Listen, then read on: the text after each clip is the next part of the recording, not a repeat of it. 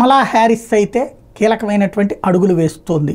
అందులో ప్రధానమైనటువంటిది Israel Hamas war గురించి మాట్లాడింది. తాను వచ్చాక సీజ్ ఫైర్ చేపెడుతుందట. ఎవరాపారు ఇంతవరకు సీజ్ ఫైర్? హమాస్ వాళ్ళు ఈ వీళ్ళతో టచ్లో ఉన్నారా? ఉంటే మరి ఇంతవరకు బాధితులు ఎందుకు విడిచిపెట్టలేదు? ఇప్పటికి కూడా 150 మంది దాకా కిడ్నాప్ అయిన వాళ్ళు ఉన్నారే. 9 నెలలుగా ఇజ్రాయలీ పౌరులు నరక యాతన అనుభవిస్తున్నారే హమాస్ తీవ్రవాదుల దగ్గర. వాళ్ళతో పాటుగా ఆ బందీలని ఇతర తీవ్రవాద సంస్థలకి పంచిచ్చింది హమాస్. మరి వాళ్ళతో టైఅప్ అయ్యారా?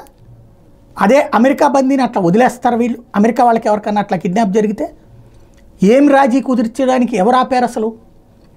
కిడ్నాప్ జరిగిన తర్వాత ఈ రోజు వరకు అమెరికా దాడుకు పక్కన ట్రంప్ ఏమో నేనేమో దాని సంగతి ఏందో 24 గంటలు అంటే నేను వచ్చేలోపు మీరు వదిలేయండి లేకపోతే అంతు తేలుస్తానని ట్రంప్ చెప్తుంటే, ఇక్కడ కమలా హ్యారిస్ వచ్చేటప్పటికి సీజ్ ఫైర్ చేపిస్తానంటూ కొత్త కథలు చెప్తోంది.